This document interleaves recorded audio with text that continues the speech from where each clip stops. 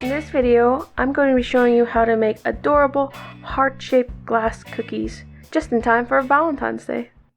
To make these cookies, you will need butter at room temperature, sugar, flour, milk, powdered sugar, eggs, baking powder, salt, and Jolly Ranchers or some other hard candy. For this project, we're going to need as many red candies as possible, and I happen to find this pack of all reds at Target. Ingredient quantities will be down in the description box. The tools you will need are 2 large bowls, preferably as big as you can get, a sifter, a rolling pin, 2 cookie cutters, one larger than the other. In this case, we're going to make them heart-shaped, a rubber spatula, a fork, a metal spatula, aluminum foil, and baking trays. Let me go wash my hands and we'll move on. Step 1. You're going to take your flour, salt, and baking powder and sift them together. This will help combine these items and remove any large lumps.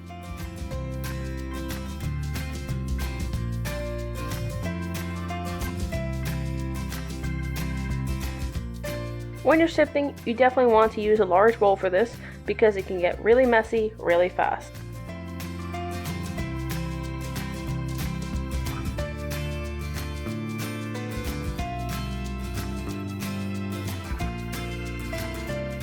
Now that our dry ingredients have been sifted, we can move on to step 2. Take your sugar and butter and beat them together. Make sure your butter is at room temperature. It will help make beating it with the sugar easier and it will give your cookies a nice consistency. Now I don't have an electric mixer, so I'll just beat this by hand with a fork. Hey look, Mickey Mouse.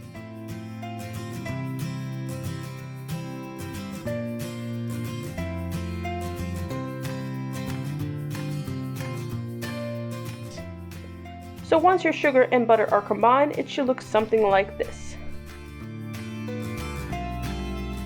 You're going to want to add in your milk and your egg.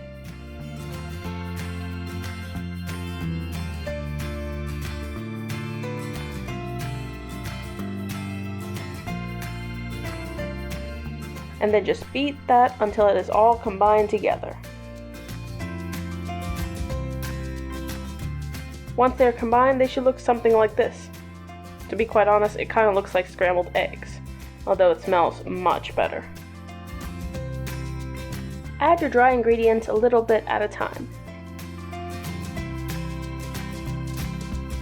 And mix until you cannot see any more white floury areas.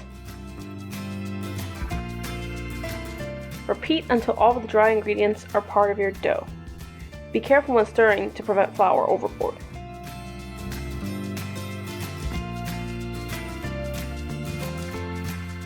At this point, this is what your dough should look like. It should be a little bit stiff with roughly this consistency.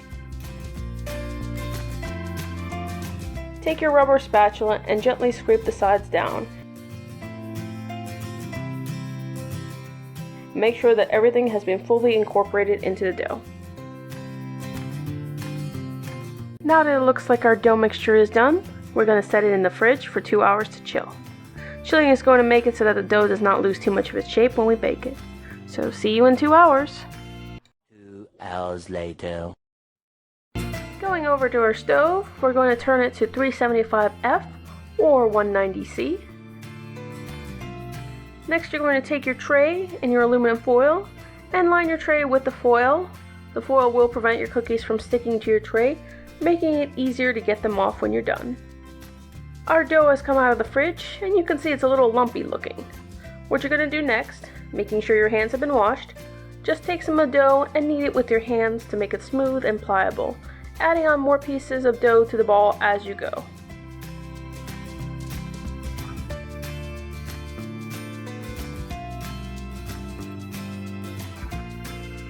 What you end up with is a big ball of dough, making sure that it's all nice and smooth. Next, we're going to take our powdered sugar and lightly sprinkle it onto our workspace, making sure our workspace was cleaned before we started. Just gently sprinkle the sugar on to cover the table.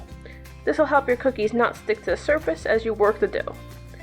Now if you don't have powdered sugar, you can use flour instead, but powdered sugar just helps give a touch more sweetness to the cookies. You'll also want to take your rolling pin and coat a little bit of it with the sugar, not too much, making sure to get all the sides so that it'll be easy to work with. We're just going to take our ball and gently flatten it out with our hands before using the rolling pin to get it flat. You're going to want to roll the dough to be about 1/4 inch thick or a little over 1/2 centimeter thick.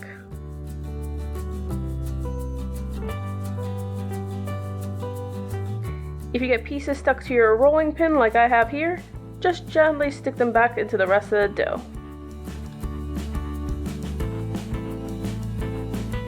Once your dough has been rolled out, we're going to grab our bigger cookie cutter. You're welcome to put some sugar on it to prevent the dough from sticking to it, but that doesn't usually happen for large cookie cutters. Find a few nice areas of dough and cut the shapes out, pressing firmly.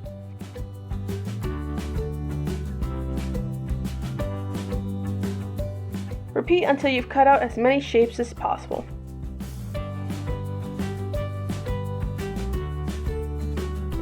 Then carefully remove the excess dough from around the hearts.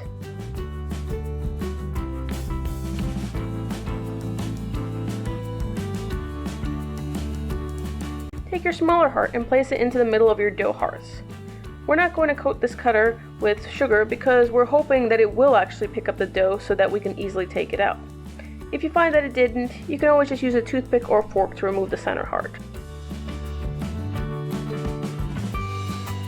So now you have the option of either baking the small hearts along with the big hearts, or just adding them back into the dough pile. It's optional, and the little hearts bake the same way as the big ones. Next we're going to take our baking tray and our spatula and gently lift the cookie off the table. Just be careful with them to avoid accidentally ripping them.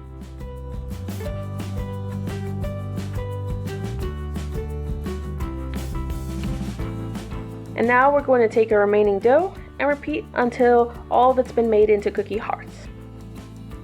Once you've finished, you should have roughly about 12 cookies, although you may have more if you're using a smaller cookie cutter than the one I used. You can also see that I had a little bit extra that wasn't quite enough for another cookie, so I just made 2 little hearts instead. So we're going to go ahead and add our Jolly Ranchers. Now this red pack I found will help keep the cookies in the spirit of Valentine's Day, and the flavors of this pack are cherry, watermelon, strawberry, and fruit punch. Now you're just going to take your Jolly Ranchers, unwrap them, and place them in the center of your cookies. Ooh, cherry. I think I'm actually just going to make off with this one. Our cookies are now ready for baking. Our oven is preheated, and our cookies are ready to go in. Just open up the oven and place the trays in. Bake for about 4 minutes, so I'll check back then.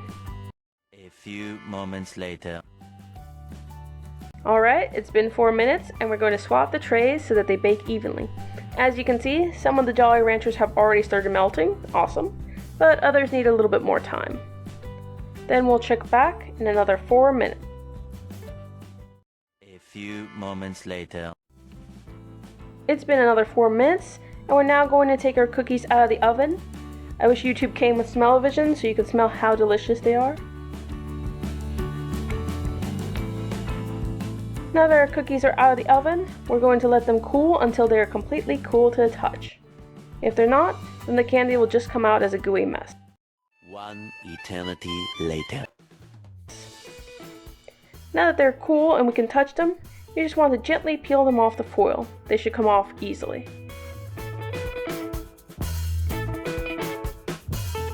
And there you have it, heart-shaped glass cookies.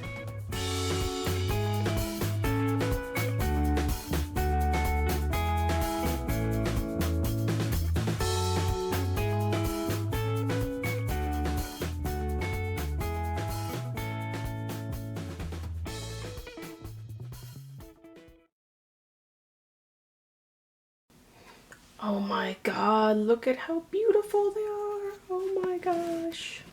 They're so perfectly perfect.